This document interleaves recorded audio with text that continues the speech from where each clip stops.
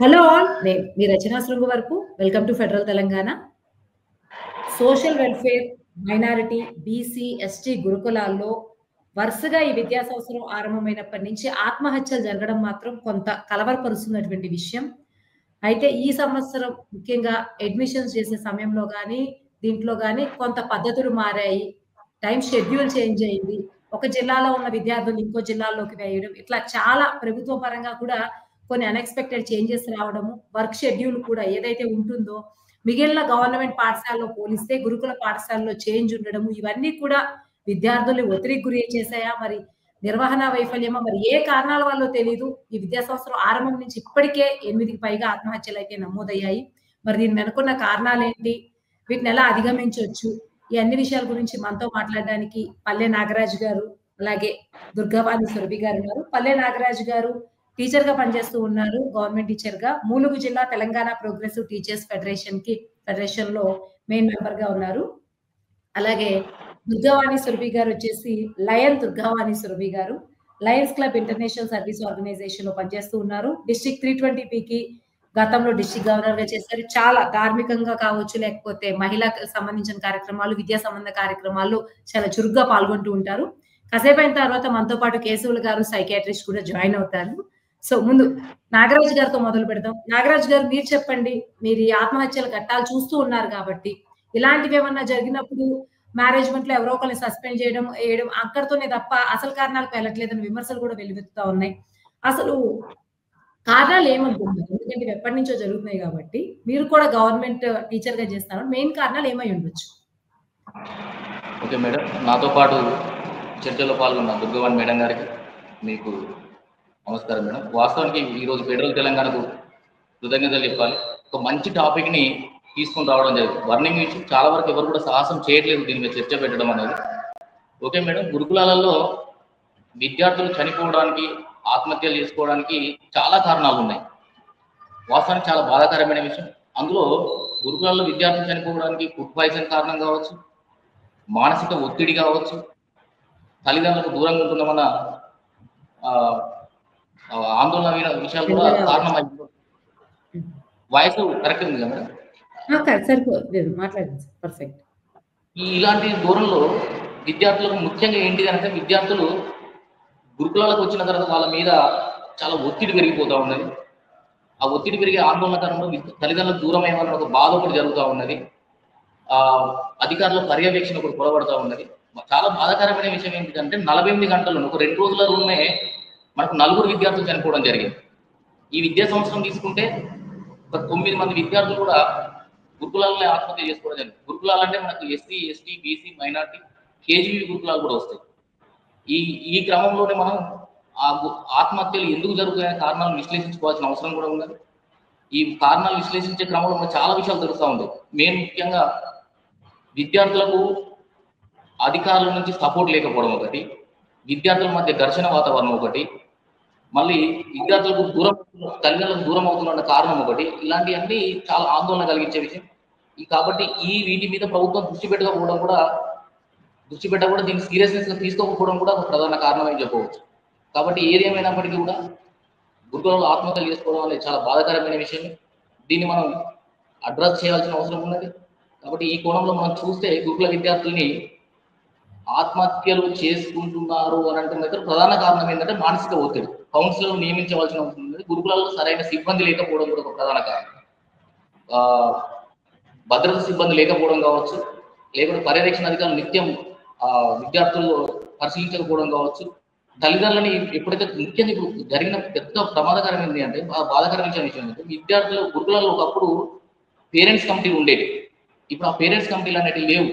ఆ పేరెంట్స్ కమిటీలు ఉన్నా కూడా తల్లిదండ్రులతో సమావేశాలు పెట్టడం అనేది ఎప్పుడో బంద్ చేసింది గురుకులాలలో. అట్లా అది కూడా గురుకులాలలో ఏ సమస్యలు ఉంటున్నాయి అనేది పరిస్థితి తల్లిదండ్రులు తెలియకపోవడం, తల్లిదండ్రులు ప్రశ్నించకపోవడం, విద్యార్థులు పడే మానసిక వేదన వాళ్ళే పడడం వల్ల కూడా ఇలాంటి కారణాలు జరుగుతూ ఉన్నాయి. దీన్ని మనం పరిశీలించవలసిన అవసరం ఉంది. థ్యాంక్ యూ నాగరాజు గారు. వాణి గారు మీరు చెప్పండి, మీరేమనుకుంటున్నారు? ఇంకేమైనా యాడ్ చేస్తారా మీరు ఈ కారణాల దాంట్లో? మొదటగా ఇలాంటి ఒక అంశాన్ని మీరు ఈ ప్రస్తావనలోకి, చర్చలోకి తీసుకురావడం చాలా అభినందనీయం. అలాగే ఇందాకే సార్ గారు చెప్పినట్టు దీనికి చాలా అనేకమైనటువంటి అనేక రకమైనటువంటి కారణాలున్నాయి. ఇట్లాంటి ఈ రకమైనటువంటి కారణాలతో మనం చర్చకు రావడం అనేది చాలా బాధాకరమైన విషయం. గత సంవత్సరం కూడా దాదాపు 2024లో కూడా దాదాపు 1700 మంది విద్యార్థులు సూసైడ్ చేసుకోవడం అనేది మనందరికీ తెలిసినటువంటి వాస్తవమే. మరి ఇక్కడ మెయిన్ గా ముఖ్యంగా చూసినటువంటి అయితే చాలా తల్లిదండ్రుల వైపు నుంచి కానీ, స్కూల్స్ యాజమాన్యం వైపు నుంచి కానీ, గవర్నమెంట్ వైపు నుంచి కానీ ఒక ట్రయాంగులర్ కోణంలో ఒక మంచి కనెక్టివిటీ ఉండాల్సిన బాధ్యతలను కనెక్ట్ చేసుకోవాల్సినటువంటి తరుణంలో ఇక్కడ కనెక్టివిటీస్ అనేవి కట్ అయిపోవడం వల్ల బాధ్యత రాహిత్యమైనటువంటి చర్యల వల్ల ఇలాంటి అవకతవకలు ఇలాంటివి జరుగుతున్నాయని నేను అనుకుంటున్నాను. ఇక్కడ ముఖ్యంగా ఏంటంటే పిల్లలకు కావాల్సింది తల్లిదండ్రుల నుంచి ప్రేమ, అభిమానం, ఆప్యాయతలు అవి హాస్టళ్లలో వేయడం వల్ల చాలా కొరబడుతున్నాయి. ఒక తల్లి పచ్చడి అన్నం మెతుకులు పెట్టినా కూడా తల్లి తినిపించే ముద్దలో ఎంతో ప్రేమ ఆప్యాయతలు ఉంటాయి.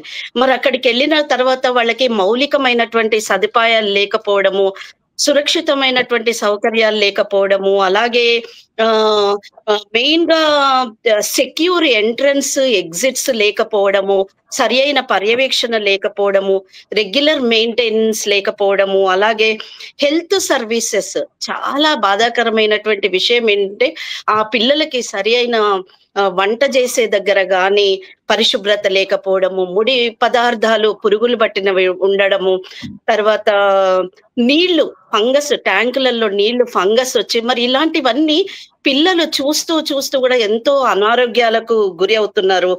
ఇంకొకటి మెయిన్ గా మౌలిక సదుపాయాలను పక్కన పెడితే మనకి ఇక్కడ ఒక గవర్నమెంట్ గాని ఇందాక సార్ చెప్పినట్టు పేరెంట్స్ కమిటీలు లేకపోవడం వల్ల స్టాఫ్ కి ఒక మంచి ట్రైనింగ్స్ ఇవ్వడము, మరి అలాంటివి లేకపోవడం కూడా ట్రైనింగ్సే కాదు బాధ్యత పైన ఒక సూపర్విజన్ అనేది లేకపోవడం కూడా ఒక ముఖ్యమైనటువంటి కారణం. తర్వాత ఏదైనా ఒక అనుకోని అవకతవకలు జరిగినప్పుడు, అనుకోకుండా ఏదన్నా జరిగినప్పుడు ఎమర్జెన్సీ ప్రిపరేషన్స్ అనేవి లేవండి. ఈ ఎమర్జెన్సీ అంటే ఇమీడియట్ గా స్పందించేటటువంటి ఎమర్జెన్సీ ప్రిపరేషన్స్ లేకపోవడము, మరి ఒకవేళ ఏదైనా సడన్ గా జరిగితే దానికి కరెక్ట్ గా ఇమీడియట్ గా మనం ఎమర్జెన్సీగా ప్లానింగ్ లేకపోవడం అనేది కూడా చాలా బాధాకరమైనటువంటి విషయము. ఏదైనా జరిగినప్పుడు మరి మాక్ డ్రిల్స్ ద్వారా వాళ్ళకి నిర్వహించి మరి పిల్లలలో అవగాహన కల్పించడం అనేది జరగట్లేదు. తర్వాత సరి అయిన నిఘా పర్యవేక్షణ కూడా లేదు. మరి ఆడపిల్లలున్న హాస్టళ్లలో కేవలం మనం ఫుడ్ ఒకటే అనుకుంటున్నాము, మౌలిక సదుపాయాలే అనుకుంటున్నాము. బట్ ఆడపిల్లలకు ఆత్మరక్షణ లేకుండా అనేకమైనటువంటి ప్రెషర్స్ కి గురి అయ్యేటటువంటి సిచ్యువేషన్స్ కూడా మరి మనకు ఉన్నాయి. మరి ఇవన్నీ కూడా తల్లిదండ్రులు ఏంటంటే వాళ్ళకి ఫైనాన్షియల్ గా వాళ్ళకి మంచి స్కూళ్ళల్లో చదివిపించుకోలేని తరుణంలో వాళ్ళు ఇట్లాంటివి ఆశ్రయిస్తున్నారు కాబట్టి మరి తల్లిదండ్రుల ఎక్స్పెక్టేషన్స్ కి కూడా మరి మనము గాని అంటే చదువుకున్న మనం కూడా బాధ్యతారాహిత్యంగా ఎవరో రావాలి మనల్ని సూపర్వైజ్ చెయ్యాలి అని అనుకోవడం కూడా నేను ఆ విద్యా సంస్థల తప్పుగా నేను భావిస్తున్నాను. అలాగే గవర్నమెంట్ కూడా చాలా పటిష్టమైనటువంటి రూల్స్, రెగ్యులేషన్స్, నిఘా పెట్టాల్సినటువంటి అవసరం ఉందని నేను భావిస్తున్నాను. థ్యాంక్ యూ దుర్గావాణి గారు, చాలా ఎలాబొరేటెడ్ గా చెప్పారు. చాలా ఏవైతే ప్రభుత్వ పరంగా ముఖ్యంగా నిర్వహణ వైఫల్యం ఉందో అవన్నీ చెప్పారు. Thank you so much. Nagaraju గారు మీరు చెప్పండి. అంటే ఒక టీచర్ గా మీరు ఉన్నారు కాబట్టి కౌన్సిలర్ ని పక్కన పెడితే కౌన్సిలర్లు ఏర్పాటు చేయాలన్నది ఒక అంశం, అది ఎప్పుడూ నడుస్తా ఉంది. ఎంతైనా కౌన్సిలర్ అనే వాళ్ళు అవుట్ ఆఫ్ ఎడ్యుకేషన్ సిస్టమ్ బయట నుంచి వచ్చిన వాళ్ళే అన్నట్టే అనిపిస్తూ ఉంటుంది. టీచర్స్ కన్నా గొప్ప మోటివేటర్స్ ఉండరు. టీచర్స్ నుంచి ఎలాంటి సపోర్ట్ సిస్టమ్ ఎంకరేజ్ చేస్తే ముఖ్యంగా ఈ ప్రభుత్వ నడిపే వీటిల్లో కొంత ఇటువంటి వాటికి పిల్లలు ఈ మానసిక స్ట్రెస్ ని తగ్గించవచ్చు. ఇప్పుడు ఉన్నటువంటి వర్క్ అవర్స్ అసలు దానికి పర్మిట్ చేసే అవకాశం ఉందా? టీచర్స్ వైజ్ నుంచి స్టూడెంట్స్ కి సపోర్ట్ అయిందే అవకాశాన్ని ఎలా ఈ స్ట్రక్చర్ లో పెట్టొచ్చు? ఓకే మేడం, ఇక్కడ కూడా మనం చూస్తూ ఉంటాం ఎప్పుడు కూడా గురుకులాలలో విద్యార్థులు ఆత్మహత్యలు చేసుకున్న ఫుడ్ పాయిజన్ కారణంగా చనిపోయినా కూడా ముఖ్యంగా అక్కడ ఉన్న ఉపాధ్యాయులని సిబ్బందిని కారణంగా చూపెడుతూ వాళ్ళని సస్పెండ్ చేయడం జరుగుతుంది. కానీ ఏ టీచర్ కూడా అక్కడ ఉన్న ఏ అధికారి కూడా పాఠశాలలో పనిచేసే హెచ్ఎంలు కూడా ప్రిన్సిపాల్ కావచ్చు ఎవరు కూడా విద్యార్థుల్ని వైపు భద్రత పరంగా కావచ్చు పర్యవేక్షణ పరంగా కావచ్చు ఎక్కడ కూడా లోపం ఏమి ఉండదు. అక్కడ ప్రతి టీచరు ఆ గురుకులాల్లో ఉన్న ప్రతి టీచర్ కూడా విద్యార్థిని అబ్జర్వేషన్ చేసుకుంటూనే ఉంటుంది. కాకపోతే మిగతా ప్రభుత్వ పాఠశాలతో పోల్చుకుంటే గురుకుల పాఠశాలలో ఉపాధ్యాయులకు పని ఒత్తిడి ఎక్కువ ఉంటుంది. 16 గంటల పని ఒత్తిడి ఉంటుంది. సాధారణంగా ఒక ఉపాధ్యాయుడు నైట్ స్టడీ అవర్లో ఉంటే మళ్ళీ తెల్లారి ఆ స్కూల్ ఉపాధ్యాయుడు వచ్చిన తర్వాత వెళ్ళాలి. ఇలాంటి ఒత్తిడి ఉపాధ్యాయులకు ఉంటుంది. క్లాస్ రూమ్ లో విద్యార్థులకు ఖచ్చితంగా మోటివేషన్ ఉంటుంది. ఉపాధ్యాయులు 45 నిమిషాల పీరియడ్లో ఒక 10-15 నిమిషాలు 10-15 నిమిషాలు ఖచ్చితంగా మోటివేషన్ క్లాస్ ఇవ్వడం జరుగుతుంది. విద్యార్థులు హాస్టల్లో ఉన్న విద్యార్థులు మానసిక పరిస్థితి పర్యవేక్షణ చేస్తూ ఉంటూ అదే క్లాసులు ఉంటాయి. ఖచ్చితంగా ఉపాధ్యాయుల నుంచి ఖచ్చితంగా సపోర్ట్ ఉంటుంది. ఇక్కడ నేను గురుకులాల్లో పనిచేసిన ఉపాధ్యాయుల సపోర్ట్ కావచ్చు, లేకపోతే జనరల్ స్కూల్లో ఉపాధ్యాయుల సపోర్ట్ లేకపోవడం కారణం కాదు. అక్కడ మెయిన్ ఏంటిది అని అంటే విద్యార్థులు అక్కడ ఫర్ ఎగ్జాంపుల్ గా చెప్తాను మేడం, ఫుడ్ పాయిజన్ అవుతుంది. కేజీలు ఓన్లీ మహిళలకు విద్యార్థులు చదువుకునే పాఠశాలలు గురుకుల పాఠశాల. ఇక్కడ అందరి సిబ్బంది కూడా కాంట్రాక్టర్ సిబ్బంది ఉంటారు. అక్కడ ఈవెన్ టీచింగ్ సిబ్బంది నాన్ టీచింగ్ సిబ్బంది అందరూ కూడా కాంట్రాక్టర్. అక్కడ ఉన్న ప్రిన్సిపాల్ మన స్పెషల్ ఆఫీసర్ అంటాం కేజీపీ స్కూళ్ళల్లో, స్పెషల్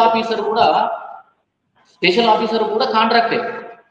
వీళ్ళందరినీ ఒక 1 ఇయర్ తర్వాత రెన్యువల్ చేయాల్సి ఉంటుంది. 1 ఇయర్ తర్వాత మళ్ళీ ప్రతి ఇయర్ ఏప్రిల్ నెలలో మళ్ళీ వాళ్ళు తీసేస్తారు. మళ్ళీ జూన్ 12 ఎక్కడ మళ్ళీ రెన్యువల్ చేయడం జరుగుతుంది. అయితే ఎప్పుడైతే ఉద్యోగ భద్రత కొరబడుతుందో కొంత పాఠశాల మీద సరైన దృష్టి పెట్టకపోవడం కూడా ఉంటుంది అక్కడ. కాబట్టి ఎప్పుడు కూడా దేనికి సంబంధించిన సిబ్బంది దాన్ని కేటాయించవలసిన అవసరం ఉంటుంది. ఇప్పుడు కేజీపీలలో కావచ్చు, అక్కడ వంట మనుషులకు కూడా కావచ్చు, సరైన మెస్ బిల్లులు రాక కూడా కొంత నాణ్యత లోపం లోపిస్తున్నారు. ఫుడ్లో కూడా నాణ్యత లోపం లోపిస్తూ ఉంది. ఇది కూడా కారణం కావచ్చు. మెయిన్ ఏంటంటే ఇప్పుడు మీకు ఒక ఎగ్జాంపుల్ చెప్తాను మేడం. మేము తెలంగాణ ప్రోగ్రెస్ టీచర్ పెట్టిన మెంబర్షిప్ క్యాంపెయిన్ తిరుగుతూ ఉంటాం. మెంబర్షిప్ క్యాంపెయిన్ తిరిగే క్రమంలో చాలా తక్కువ అమ్మాయిల హాస్టల్స్ అయితే చాలా కంజెక్టెడ్ గా ఉంటాయి. అక్కడ వాష్రూమ్స్ 3-4 ఉంటాయి. 3-4 ఉంటాయి. అక్కడ వాటర్ సరిగా రావు. ఒక కేజీపీలో అయితే అమ్మాయిలు కిందికి వచ్చి బకెట్లో నీళ్లు పట్టుకొని పైకి పోయి స్నానం చేయాలి. ఇలాంటి పరిస్థితి అక్కడ మన అమ్మాయిల కనుక వ్యక్తిగత సమస్యలు వచ్చినప్పుడు మానసిక ఒత్తిడి బాగా గురవుతారు. ఈ హాస్టల్లో విద్యార్థుల మధ్య కొంత స్నేహభావ వాతావరణం కూడా ఉండదు. అప్పటి వరకు కొంతమంది విద్యార్థులు మాలాంటి గవర్నమెంట్ స్కూల్లో 10వ తరగతి వరకు ఫ్రీడమ్ ప్రశాంతమైన వాతావరణం చదువుకుని ఒకటి తరగతి పాఠశాలలో పోవడం వల్ల కొంత ఒత్తిడికి లోనవుతారు. కాబట్టి ఇక్కడ ఖచ్చితంగా పర్యవేక్షణ అధికారులు ఉండాల్సిందే. ఈ దేనికి సంబంధించిన సిబ్బంది దానికి ఉండవలసింది. ముఖ్యంగా ఏంటంటే అధికారులు నిత్యం పర్యవేక్షణ చేయాలి. నిత్యం కూడా గురుకుల పాఠశాలను పర్యవేక్షణ చేస్తూ ఉండాలి. తల్లిదండ్రులకు ఖచ్చితంగా పాఠశాలను సందర్శించే అవకాశం కల్పించాలి. విద్యార్థులకు తల్లిదండ్రులకు మాట్లాడించే అవకాశాలు కూడా ఎక్కువ కల్పించాలి. అప్పుడు కల్పించినప్పుడు మాత్రమే విద్యార్థులు మానసిక స్థైర్యం పెరుగుతుంది. అయితే యాజ్ ఎ టీచర్ ఎప్పటికీ అబ్జర్వేషన్ చేసుకుంటూనే ఉంటారు. కాకపోతే ఏంటంటే విద్యార్థులు తల్లిదండ్రులకు దూరం అవ్వడం ఒకటి, విద్యార్థులకు ఇంకోటి కూడా మిగతా పాఠశాలతో పోల్చుకుంటే చదువు ఒత్తిడి బాగుంటుంది గురుకులాలలో. ఈ మధ్యలో వార్తల్లో చూసినాం మేము, పనివేళలు మార్చారు. అదే పనివేళలు మార్చడం మేము పెద్ద ఎత్తున ఉద్యమాలు కూడా చేసినాం, కానీ గవర్నమెంట్ ఏం పట్టించుకోలేదు. 16 గంటల షెడ్యూల్ ఉంటుంది వాళ్ళకి. ఈ 16 గంటల షెడ్యూళ్లలో లేచినప్పటి నుంచి గ్రౌండ్ వర్క్ ఉంటుంది, పీటీ వర్క్ ఉంటుంది, తర్వాత క్లాసుకు పోతారు. 2.5 గంటలు మాత్రమే వాళ్ళకు విరామ. ఈ 2.5 గంటల్లోనే వాళ్ళు లంచ్ చేయాలి, బ్రేక్ఫాస్ట్ చేయాలి, ఇక వ్యక్తిగత సమస్యలు ఉంటే అవి కూడా చూసుకోవాలి. కాబట్టి ఈ రకంగా ఒత్తిడి అనేది ఎక్కువ ఉంటుంది విద్యార్థుల మీద. ఇవి బలమైన కారణాలు. ఇంకోటి ఏంటంటే మెయిన్ విద్యార్థులు ఓన్లీ ఫుడ్ పాయిజన్ వల్ల మానసిక ఒత్తిడి వల్ల చనిపోవడం లేదు. వాతావరణ శుభ్రం లేక మన పాములు వచ్చి కావచ్చు, పాము కాటుకు గురై కూడా విద్యార్థులు చనిపోవడం జరుగుతూ ఉంది. ఇక్కడ భద్రత సిబ్బంది లేకపోవడం కావచ్చు, వాతావరణాన్ని ఆ పాఠశాల వాతావరణాన్ని మనం శుభ్రంగా ఉంచకపోవడం కావచ్చు, ఈ స్కావెంజర్ నియమించకపోవడం కావచ్చు. స్కావెంజర్కి ఎంత తెలుసా అండి? 2,500-3,000 రూపాయలు ఇస్తున్నారు జీతం. ఈ 2,000-3,000 రూపాయలకు ఎవరు శ్రద్ధ పెట్టి పనిచేస్తారు? ఇది కొంత భద్రతాపరమైన లోపమే, వృత్తిపరమైన లోపమే. కాబట్టి ఇదన్నీ కారణాలు ఉన్నాయి. కానీ ఇవన్నీ కారణాలను గవర్నమెంట్ వదిలేసి ఒత్తిడికి లోనే ఏమిటంటే అక్కడ రాగానే ఫస్ట్ ఎవరైతే విద్యార్థి ఆత్మహత్య చేసుకుంటారో చనిపోతారో అధికారులు వస్తారు, వచ్చి అక్కడ ఉన్న ప్రిన్సిపాల్ను లేకుంటే ఆ రోజు ఎవరైతే ఇన్ఛార్జ్ ఉంటారో కేర్ టేకర్ గా ఉంటారో వాళ్ళని బలిపశువులు చేసి సస్పెండ్ చేసి వెళ్ళిపోతారు. ఇది ఎంతవరకు ఇక్కడ మెయిన్ ఎక్కువ మనకు గురుకులాల కంటే కేజీపీలో ఫుడ్ పాయిజన్ ఎక్కువ అవుతుందని మనం వింటా ఉంటాం. కేజీపీలలో అయితే ఏ టీచర్ కూడా డేర్ చేయలేడు. వాళ్ళకి ఏమైనా అనిపించినా కూడా అధికారికి కూడా మా పాఠశాలలో ఈ లోపాలు నేను వాళ్ళు చెప్పలేదు. ఎందుకంటే వాళ్ళు నెక్స్ట్ ఇయర్ వాళ్ళని రెన్యువల్ చేస్తారో చేయరో భయం, భద్రత లోపమే ఉద్యోగ భద్రతలో భయమే ఎక్కువ ఉంటుంది వాళ్ళు. కాబట్టి ఇవి ప్రధాన కారణాలుగా తీసుకోవచ్చు. ఖచ్చితంగా ప్రభుత్వము విద్యార్థుల వైపు ఆలోచన చేయాలి, నిత్యం పర్యవేక్షణ అధికారులు ఉండాలి, తల్లిదండ్రులతో పేరెంట్స్ కమిటీ చేయాలి, తల్లిదండ్రులతో నిత్యం పర్యవేక్షణ అనేది జరిగినప్పుడు మాత్రమే ఇలాంటి ఆత్మహత్యలు కావచ్చు, ఫుడ్ పాయిజన్ వల్ల కారణంగా చనిపోయే హత్యలు చనిపోయే మరణాలను కావచ్చు, ఈ ఫామ్ కార్డు కావచ్చు, వీటి ఇతర వల్ల చనిపోయే కారణాలను ఆపడానికి అవకాశం ఉంటుంది. ఇప్పుడు దీన్ని ప్రధానంగా గవర్నమెంట్ కూడా దృష్టిలో పెట్టుకోవాల్సిన అవసరం ఉంటుంది. ఓకే, థ్యాంక్ యూ నాగరాజు గారు. ఇప్పుడు మనతో సైకియాట్రిస్ట్ డాక్టర్ కేశవులు గారు జాయిన్ అయ్యారు. కేశవులు గారు తెలంగాణ మేధావుల సంఘం సంస్థ అధ్యక్షులు, స్థాపకులు. సో కేశవులు గారు ఒక సైకియాట్రిస్ట్ గా, ఒక యాక్టివిస్ట్ గా ఈ మరణాలను మీరు ఎలా చూస్తారు? ఈ ఆత్మహత్యల్ని సైకలాజికల్ ఆస్పెక్ట్ చెప్పండి. అక్కడ ఉన్న పెద్దలందరికీ నమస్కారం అండి. ఈ ఆత్మహత్యలు అనేది ఇది ఒక మన దేశానికో ప్రపంచానికో కొత్త కాదు. ఇది అనాదిగా ఆత్మహత్యలు జరుగుతున్నాయి, భవిష్యత్తులో కూడా జరిగే అవకాశాలు ఉంటాయి. ఆత్మహత్య అనేది నిజంగా చాలా బాధాకరమైన విషయమే. ఏ వ్యక్తి అయినా చిన్న పిల్ల నుంచి ముదుసలి వరకైనా తను చనిపోవాలి, తనకు తాను హత్య చేసుకోవడమే, సెల్ఫ్ కిల్లింగ్ అనేది ఎవరికి ఇష్టం ఉండదు. కానీ విపత్కర పరిస్థితులలో, ఎవరికి చెప్పుకోలేనప్పుడు, నిస్సహాయ పరిస్థితులలో ఆదుకునే వాళ్ళు, చేయుతనిచ్చే వాళ్ళు లేని సందర్భంలో ఒక బలహీన క్షణంలో ఒక బలమైన నిర్ణయాన్ని తీసుకొని తమ ప్రాణాలను ముగిస్తున్నారు. విచిత్రం ఏంటంటే ఇది ఎక్కువ చదువుకున్న అభివృద్ధి చెందిన దేశాలలో కూడా ఆత్మహత్యలు అనేది, ఆత్మహత్యల పరంపర కొనసాగడం ఉంది, తగ్గడం అనే లేదు. మన దేశంలో చూసుకున్నట్టయితే ప్రతి సంవత్సరము దాదాపు 1,80,000 పైగా ఆత్మహత్యలు జరుగుతున్నాయి. ఇది ప్రభుత్వ లెక్కల ప్రకారం, కానీ ఇంకా అవి ఎక్కువగానే ఉండి ఉంటుంది. ప్రతి 40 సెకండ్లకు ఒక ఆత్మహత్య జరుగుతుంది. అంటే ఒక రోజుకు, అంటే విద్యార్థుల విషయాన్ని మనం డిస్కషనింగ్ అండ్ స్టూడెంట్స్ కాబట్టి విద్యార్థుల విషయానికి వస్తే దరిదాపుగా ప్రతి సంవత్సరము 13,000 మందికి పైగా ముక్కుపచ్చలారని విద్యార్థులు తమ ప్రాణాలను తామే తీసుకోవడం అనేది బాధాకరమైన సంఘటన. ఈ ఆత్మహత్యలు అనేది మనకేం కొత్త కాదు, కానీ సౌత్ నార్త్ తో పోల్చుకున్నప్పుడు కూడా విద్యా విషయంలో కానీ, ఆర్థికంగా కూడా కానీ, అభివృద్ధి పరంగా అభివృద్ధి చెందినటువంటి సౌత్ స్టేట్ లోనే ఆత్మహత్యలు కూడా ఎక్కువ కావడం బాధాకరణం. ఇవి విద్యార్థులే కావడం, మనము భావి భారత పౌరులు అనుకుంటున్నాం. ప్రపంచంలో ఏ దేశంలో లేనంత యువ జనాభా మన దేశంలో ఉన్నది. ఈ యువ జనాభా ఇలా అగమ్య గోచర పరిస్థితులలో, అవమాననీయ పద్ధతులలో, బాధాకర పద్ధతులలో తల్లిదండ్రులకు పుత్రశోకాన్ని కానీ అవి ఇవ్వడం అనేది ఎవరికైనా బాధాకరం. మనము కారణాలు అంటున్నాం. ఒక ఆత్మహత్యకు పర్టికులర్ గా ఒకే కారణం వల్ల మెజార్టీగా చనిపోరు. ఆత్మహత్యలు అనేది మల్టిపుల్ కాజెస్ ఉంటాయి. చాలా కారణాల సమూహం వల్ల ఒక బలహీన క్షణంలో బలమైన నిర్ణయం అని చెప్పారు. అంటే ఇప్పుడున్న మన ఈ తెలుగు రాష్ట్రాలలో చూసుకున్నట్టయితే, సార్ కూడా కొంతవరకు విన్నాను, చాలా కరెక్ట్ అవి. కానీ అవే ప్రధాన కారణాలు, అవే ఖచ్చితమైన కారణాలు కూడా చెప్పలేం. కానీ ప్రస్తుతం మన తెలుగు రాష్ట్రాల్లో చూసుకున్నట్టయితే 60% పైగా ఈ ఆత్మహత్యలకు విద్యా సంస్థలు, అవి ప్రభుత్వం కానివ్వండి, ప్రైవేట్ కానివ్వండి, 60% పైగా ఆ విద్యా సంస్థల యొక్క బలహీ కావచ్చు, లేకుంటే వాళ్ళ ఫాల్ట్ అని చెప్పవచ్చు. అంటే వాళ్ళ నిర్లక్ష్యము, they are the contributing factor for suicides. 25% చూసుకున్నట్టయితే ఖచ్చితంగా పేరెంట్స్ ఉంటుంది. ఇక 10-15% పిల్లలుగాని నేను చెప్పలేను. కానీ ఇక్కడ పిల్లలు వాళ్ళ కారణాలుగా చెప్పడం కంటే వాళ్ళు బాధితులుగా చెప్పడం అనేది మనం చెప్పాలి. ఎందుకంటే ఈ వయసు లోపల ముక్కుపచ్చలారని వయసు, శారీరకంగా మానసికంగా పరివర్తన చెందుతున్నటువంటి ఈ వయసు లోపల హార్మోన్స్ యొక్క ఐడెంటిటీ క్రైసిస్ ఏదైనా ఇన్స్టంట్ గా తొందరగా నిర్ణయం తీసుకునే ఆస్కారం ఎక్కువగా ఉంటుంది. చపల చిత్తం ఉంటుంది. ఏదైనా కటాఫట్ కావాలంటే కావాలి, అంటే మ్యాచ్యూరిటీ లెవెల్ అనేది తక్కువగా ఉంటుంది. అలాగనే ఐక్యూ కంటే ఈక్యూ అనేది చాలా ఇంపార్టెంట్. ఐక్యూ కంటే ఈక్యూ మీద, ఎమోషనల్ ఇంటెలిజెన్స్ మీద ప్రభావం అనేది ఎక్కువగా ఉంటుంది. అంటే ఏదైనా సమస్య వచ్చినప్పుడు ఆ సమస్యను అర్థం చేసుకొని దాని నుంచి బయటపడే మనస్తత్వము, అదే ఈక్యూ అనేది ఇప్పటిన్న పిల్లలలో తక్కువగా ఉంది. గత సంవత్సరాలతో పోల్చుకున్నట్టయితే గతములో విద్యా వ్యవస్థ అటు విద్యను, విజ్ఞానాన్ని, జ్ఞానాన్ని, బ్రతుకుదెరువును నేర్పింది. ఇప్పుడు విద్యను నేర్పట్లేదు, విజ్ఞానాన్ని నేర్పట్లేదు, బతుకు తెరువును నేర్పట్లేదు. సో ఇన్ని కారణాలు చెప్పుకుంటూ పోతే ఈ మధ్య గత వారం లోపలనే తెలుగు రాష్ట్రాలలో, ముఖ్యంగా మన తెలంగాణలో 10 మందికి పైగా పిల్లలు ఆత్మహత్య చేసుకోవడం అనేది చాలా చాలా బాధాకరం.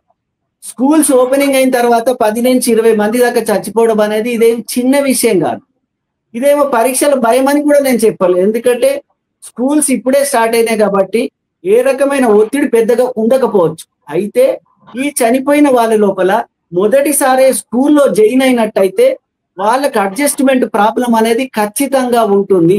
ఇప్పుడు మనకు వాళ్ళది ఇంత పూర్తిగా వివరాలు తెలియదు కాబట్టి ఇతిమిద్దమైన ఎగ్జాక్ట్ కాజ్ అనేది చెప్పలేము. కానీ అకాడమిక్ ప్రెషర్ అనేది ఉంటుంది, అక్కడ నిర్వహణ లోపం అనేది ఉంటుంది. ఈ మధ్య ఆడపిల్లల విషయానికి వస్తే హైజీనిక్ పాయింట్ ఆఫ్ వ్యూ చాలా సార్ కూడా చెప్పారు, అది చాలా వరకు నేను కూడా చూశాను. హైజీనిక్ విషయంలో ఎందుకంటే మెన్సెస్ ముందు చాలా మంది పిల్లలకు ఆ ప్రీమెన్చురల్ సిండ్రోమ్ అనేది ఉంటుంది, అది కూడా కొంత డిస్టర్బింగ్ ఫ్యాక్టరే. అప్పటికే కొత్తగా రావడము, చదువులో వెనుకబాటు పడడమో లేకుంటే అండర్స్టాండింగ్ కాకపోవడమో, తల్లిదండ్రుల నుంచి దూరంగా ఉండడం ఒక కారణం అయితే అక్కడున్న మిత్రులతోటి కానీ ఉపాధ్యాయులతో అడ్జస్ట్ కాలేనప్పుడు ఖచ్చితంగా వాళ్ళకు ప్రాబ్లమ్స్ వస్తాయి.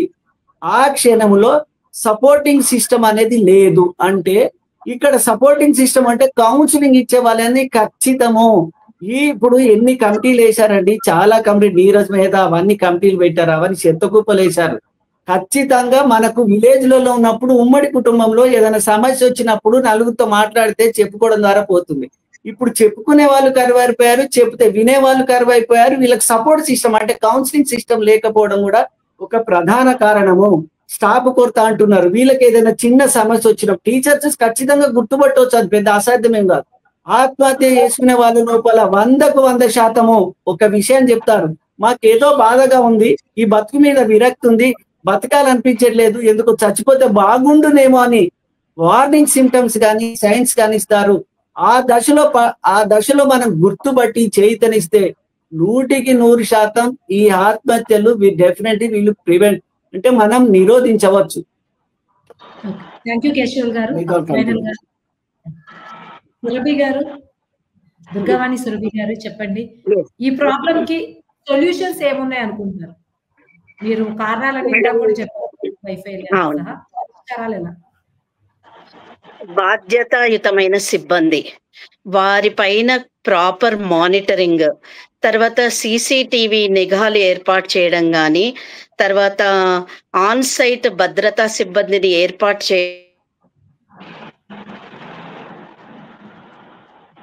Community engagement and awareness programmes చేయడం ఒకటి, పిల్లలలో అవగాహన కార్యక్రమాలు, సదస్సులు ఏర్పాటు చేయడము, ఫ్రీక్వెంట్ గా పేరెంట్స్ ని, తర్వాత సొసైటీని, తర్వాత స్కూల్ యాజమాన్యాన్ని కనెక్ట్ చేసేటటువంటి కార్యక్రమాలు, తర్వాత కొంచెం ఈ బెదిరింపు నిరోధక చట్టాలను కూడా ఎక్కువగా అమలు చేయాల్సినటువంటి అవసరం ఉంది.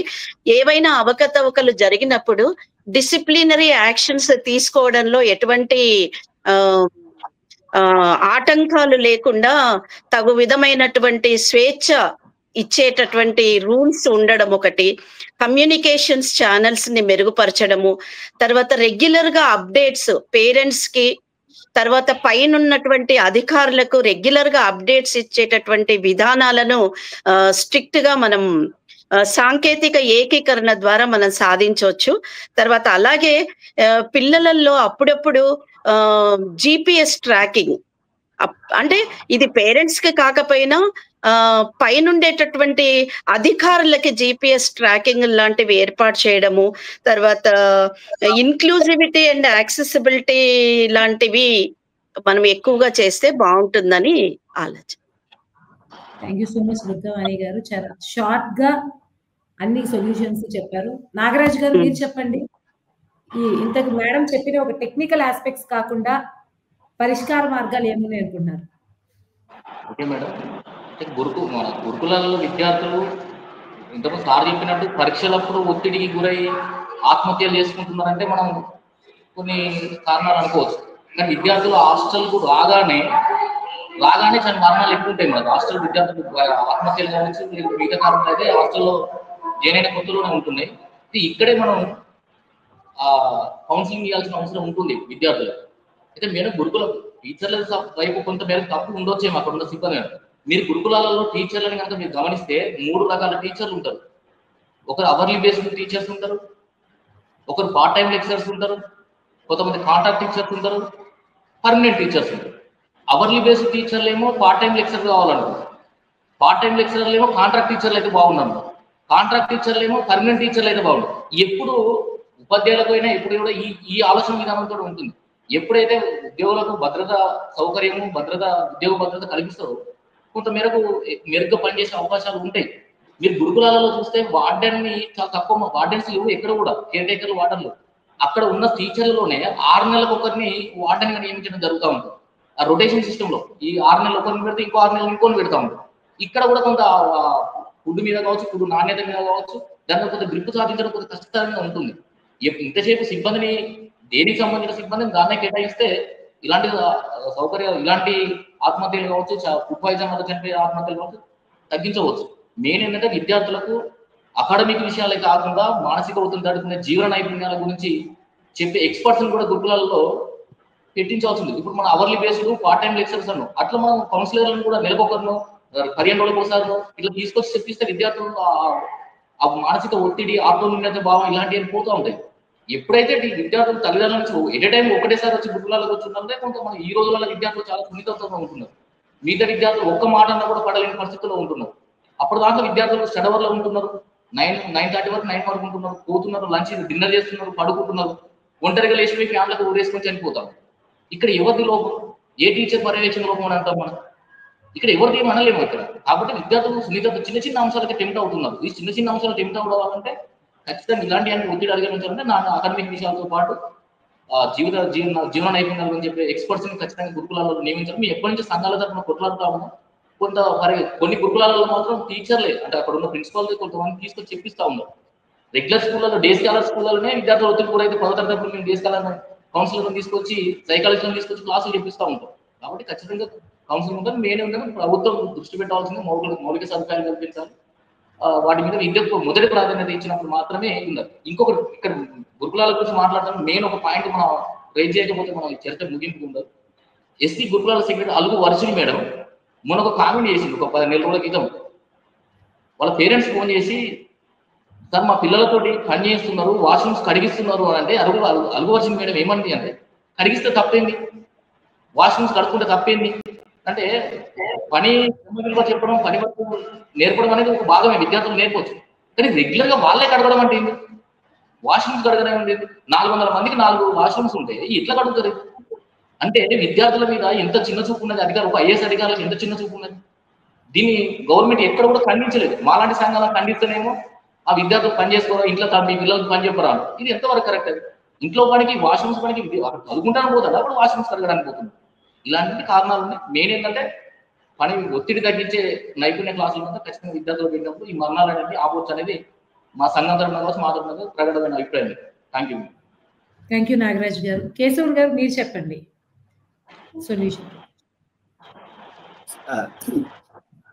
అంటే బేసికల్ గా సార్ చెప్పింది కూడా చాలా వరకు కరెక్టే. మనకి ఇప్పుడు బయట సంబంధాలు, మానవ సంబంధాలు అనేటివి రోజు రోజుకు తగ్గిపోతున్నాయి. ఇప్పుడు తల్లిదండ్రులు ఎలా అయిపోయారంటే మనం హాస్టల్ పంపించాము, హాస్టల్ వాళ్ళదే బాధ్యత, వాళ్ళే అన్ని చూసుకుంటారు, మనకేంది, మన పని మనం చేసుకుందామని. దీనికి ముందు నేనేమంటానంటే ఇంకొకటి, ఈ వారానికి ఈ 6 రోజుల స్కూలింగ్ ప్రోగ్రామ్ తగ్గించాలి. వారానికి 5 రోజులు ఎనఫ్. ఇంకోటి సిలబస్ కూడా అన్నెసరీ సిలబస్ అని పనికిరాని చెత్త సేదారం ఎక్కువ ఉన్నది, అలా అసలు క్వాలిటీ తగ్గిపోయింది. ఇలా పెడితే ఏంటంటే వారానికి 2 రోజులైనా ఇంటికి పోవడము, అది గవర్నమెంట్ కూడా బర్డెన్ తగ్గిపోతుంది. అంటే ఈ పేరెంటల్ ఎమోషనల్ అటాచ్మెంట్ అనేది రోజు రోజుకు తగ్గిపోతుంది.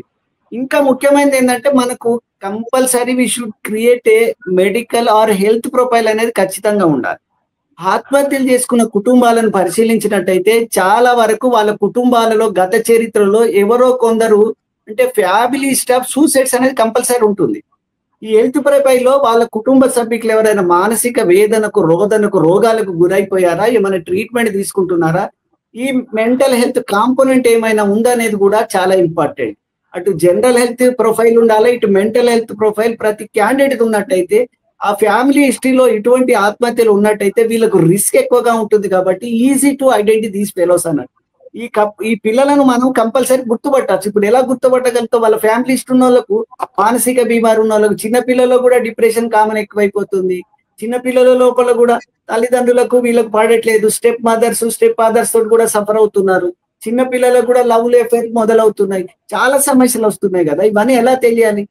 సో ఖచ్చితంగా ఇండివిజువల్ వేరియేషన్ ఉంటుంది, అంటే పర్సన్ టు పర్సన్ వేరియేషన్ ఉంటుంది. అయితే సైకియాట్రిస్ట్ గా ఏమైనా పర్యవేక్షణ లోపం ఎంత అనేది ఖచ్చితంగా ఉంది. హెల్త్ ప్రొఫైల్ అనేది చాలా వరకు చేయాల్సిందే. ఇంకోటి మీరు అన్నట్టు కౌన్సిలింగ్ అనేది చాలా వరకు బెటర్. ప్రభుత్వం కూడా తూతూ మంత్రంగా చేస్తుంది. ఏ గవర్నమెంట్ వచ్చినా ఏ రొటీన్ వాళ్ళే చూసుకుంటుర్లే. ఎందుకంటే చావడం అనేది కామన్ అయిపోయింది, హత్యలు కామన్ అయిపోయినాయి, ఆత్మహత్యలు కూడా కామన్ అయిపోయినాయి. బట్ ఈ సంఘటనలు, ఈ పిల్లల ఆత్మహత్యలు అనేది ఒక వ్యక్తిగత సమస్యగా చూడొద్దు. ఇది సమాజం యొక్క వ్యవస్థ యొక్క లోపంగా ఖచ్చితంగా పరిగణించాలి. మానవీయ కోణానికి ప్రభుత్వ వైఫల్యాలకు పరాకాష్ట, అంటే ఈ వ్యవస్థల క్షీణతకు పరాకాష్ఠగా కూడా మనము ఈ ఆత్మహత్యలు చెప్పుకోవచ్చు. దట్టు చిన్న పిల్లలు ఏమి తెలియని వయసులో గుర్తించలేకపోతున్నామంటే మన వైఫల్యంగా చెప్పుకోవచ్చు. అది డిపార్ట్మెంట్ అయినా, సమాజం అయినా, తల్లిదండ్రులైనా, చూసే టీచర్లు అందరిది గురుతరమైన బాధ్యత. అంటే నిర్లక్ష్యం అనేది ఖచ్చితంగా కాస్త కూస్తో చెప్పుకోవచ్చు. ఖచ్చితంగా హెల్త్ ప్రొఫైల్ ఉండాలి, పర్యవేక్షణ ఉండాలి. అమ్మాయిల విషయంలో మరింత జాగ్రత్త తీసుకోవాలి. వాళ్ళకు హెల్త్ ప్రొఫైల్ చాలా important, especially in girls. So ఈ విషయంలో కొంత తీసుకున్నట్టయితే ప్రభుత్వం కూడా సూసైడ్ గురించి ఒక పాలసీ లేదు, మనలేదు. దేశంలో హెల్త్ పాలసీ పెట్టారు, మెంటల్ హెల్త్ పాలసీ పెట్టారు. లక్షలాది మంది చచ్చిపోతున్నారు. సంవత్సరానికి 13 నుంచి ఈ సంవత్సరం 14,000 దాకా దాటిపోయే సూచనలు ఉన్నాయి. ప్రభుత్వం నేషనల్ హెల్త్ పాలసీ లేదు, సూసైడ్ మీద పట్టించుకునేవాడే లేడు. ఈ ప్రపంచంలో మన India capital city of suicide అయిపోయింది. ఇప్పటికే క్యాపిటల్ సిటీ ఆఫ్ సూసైడ్స్ అంటున్నారు, కానీ ఎవడు పట్టించుకోవట్లేదు. ఇది బాధాకరమైన విషయం. దట్టు తెలుగు రాష్ట్రాలలో చనిపోవడం ఇంకా బాధాకరమైన విషయం. ఏది ఏమైనా కొద్దిపాటి చర్యలు, కొద్దిపాటి జాగ్రత్తలు తీసుకున్నట్టయితే చాలా వరకు ఆత్మహత్యలు నిరోధించవచ్చు. చాలా మంది జీవితాలను కాపాడవచ్చు. లాస్ట్ ఒకటే చెప్తున్నాను, చనిపోయే ప్రతి వ్యక్తి తన బాధను చెప్పగలుగుతాడు, ఎక్స్ప్రెస్ చేస్తాడు. ఆ బలహీన క్షణాలలో నాకు ఇలా అనిపిస్తుంది, వార్నింగ్ సిమ్టమ్స్ ఉంటాయి. నాకు చనిపోవాలనిపిస్తుంది, మంచిగా అనిపిస్తలేదు, మూడు ఖరాబ్ అయింది, తినబుద్ధి అయితే లేదు, ఒంటరిగా ఉండడం, అవే ఫ్రమ్ ది పీర్స్, వాళ్ళతో దూరంగా ఉండి, ఇవన్నీ కొన్ని లక్షణాలు ఉంటాయి. ఈ లక్షణాలను మనం గుర్తించినట్టయితే కనీసము బతికేవచ్చు. లేదు ఇదివరకు ఇటువంటి పిల్లలు ఎప్పుడైనా ఆత్మహత్య ప్రయత్నాలు చేసినట్టయితే భవిష్యత్తులో 70 to 80% దే కమిట్ అగైన్. అది మళ్ళీ ఆత్మహత్య ప్రయత్నం చేస్తే ఆస్కారం ఎక్కువగా ఉంటుంది. కాబట్టి ఇటువంటి చిన్న వాటి టిప్స్ ద్వారా కూడా చాలా వరకు ఈ చిన్నారుల ఆత్మహత్యలు మనం తగ్గించడం అసాధ్యమేం కాదు. థ్యాంక్ యూ కేశవ్ గారు. ఓవరాల్ గా చర్చ ముగింపుకు వచ్చేసాము. మీరేమనుకుంటున్నారు ఈ టాపిక్ మీద? 2 minutes లో ప్రతి ఒక్కరు కన్క్లూడ్ చేయండి. ముందు దుర్గావాణి సురభి గారు మీరు కన్క్లూడ్ చేయండి. అసలు యాక్చువల్ గా మన ఎడ్యుకేషన్ జీవిత నైపుణ్యాలు లేనటువంటి ఎడ్యుకేషన్ గా మారింది. ఇంతకు ముందు మనం కుటుంబంలో మనందరం కూడా గవర్నమెంట్ స్కూళ్ళలోనే చదువుకున్నాము.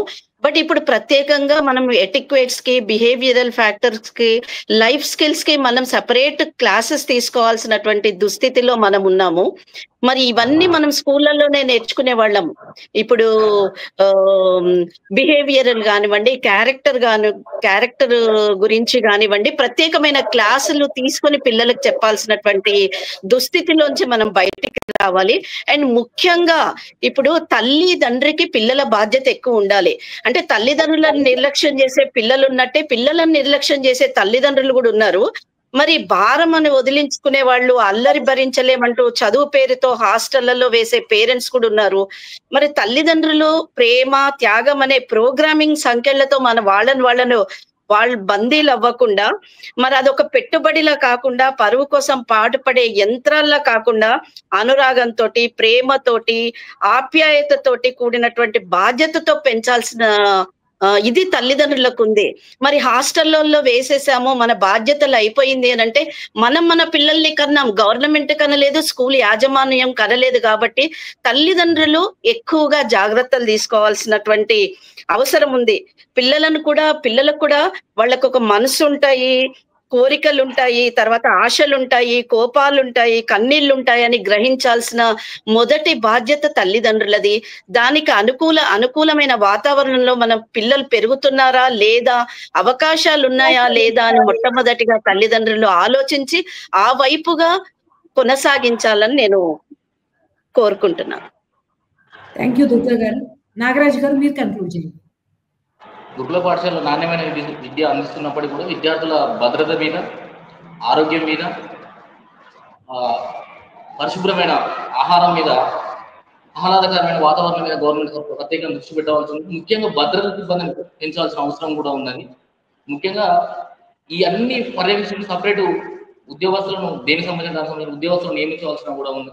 కాబట్టి ఈ కోణంలో ఎప్పుడైతే ఆలోచన చేస్తామో అప్పుడు విద్యార్థులు ఆత్మహత్యలు అవడానికి కారణం. మీరు ముఖ్యంగా ఏంటంటే ఇప్పుడు గురుకులాల్లో విద్యార్థుల తల్లిదండ్రులను కూడా రానివ్వడం లేదు, ఒక టైం పెడుతున్నారు. మాలాంటి సంఘాలను కూడా ఎప్పుడు కూడా అసలు పూర్తిగా గురుకులాల్లో ప్రవేశించడం నిషేధించడం జరిగింది. కాబట్టి ఇలాంటివన్నీ అందరికీ సామాజిక అంశాల పట్ల దృష్టి కూడా నిరంతరం తీసుకుపోయి కౌన్సిలింగ్ ఇవ్వాల్సింది. మెయిన్ ఏంటంటే విద్యార్థులకు ఆహ్లాదకరమైన వాతావరణం కల్పించి నాణ్యమైన ఆహారం అందించాల్సిన అవసరం ఉండదని ఈ సందర్భంగా తెలియజేస్తుంది. థ్యాంక్ యూ నాగరాజ్ గారు. కేశవ్ గారు మీరు కన్క్లూడ్ చేయండి. ఈ విద్యార్థుల ముందే చెప్పినట్టు విద్యార్థుల ఆత్మహత్యలు వ్యక్తిగత వైఫల్యాలు కాదు, ఈ వ్యవస్థల వైఫల్యాలు. అన్ని వ్యవస్థలు బాధ్యతాయుతంగా ఉన్నట్టయితే ఆత్మహత్యలను నిరోధించవచ్చు. Thank you. Thank you Keshav garu. So thank you so much Nagaraj garu, Durgavani గారు, కేశవ్ గారు ఈ డిస్కషన్ లో పార్టిసిపేట్ చేసినందుకు. ఈ గురుకులాల్లో వరుస ఆత్మహత్యలు అనేవి మాత్రం కొంత కలవరపరుస్తూ ఉన్నాయి. గతంలో ఆత్మహత్య చేసుకున్నప్పుడు ఒక విద్యార్థి తల్లిదండ్రులు కూడా వేధింపులు కారణమని చెప్పారు. సో నాగరాజ్ గారు చెప్పినట్టు ఏదో తూతూ మంత్రంగా ఇన్వెస్టిగేషన్ ఇదంతా జరిగింది, వాళ్ళు సస్పెండ్ చేయడమే కానీ అసలు కారణాలేంటి, మూల కారణాలేంటి అనేది పూర్తిగా వెలుగులోకి రావట్లేదు. ఏదేమైనప్పటికీ బాలల హక్కుల కమిషన్ కూడా కౌన్సిలర్ని ఏర్పాటు చేయాలి, కొన్ని సొల్యూషన్ సజెస్ట్ చేసినప్పటికీ అవేమీ పూర్తిగా అమల్లోకి రాలేదు. ఈ ఆత్మహత్యలు ఎక్కడితో అయినా ఆగాలని, ఈ వరుస ఆత్మహత్యలతో ఇప్పటికైనా ప్రభుత్వం స్పందించి సుప్రీంకోర్టులో కూడా చర్చ మేడం, సుప్రీంకోర్టులో కూడా రిట్ పిటిషన్ 2-3 రోజుల నుంచి సుప్రీంకోర్టులో కూడా విద్యార్థుల ఆత్మహత్యలపై అన్ని రాష్ట్రాలకు నోట్ పంపించేసింది. మీ అభిప్రాయాలు చెప్పండి. దేశంలో ఇంత ఘోరంగా ఆత్మహత్యలు జరుగుతున్నాయి కదా, ఒక రిట్ పిటిషన్ మీద కూడా చర్చ జరుగుతుంది ఇప్పుడు. కొంత చర్చ నడుస్తుంది, ఇంత ఎక్కువగా పబ్లిక్ టాపిక్ అయింది కాబట్టి ఇప్పటికైనా ప్రభుత్వం స్పందించాలి. ఎందుకంటే ఎక్కువగా నిర్వహణ వైఫల్యమే కారణంగా ఎక్కువ కనిపిస్తుంది కాబట్టి అట్లీస్ట్ ఆ ఆస్పెక్ట్ లో ఉంటే మిగిలిన కౌన్సిలర్ ద్వారా external factors at least counsellors motivation ఏదో ఒకటి వర్క్ అవుతుంది.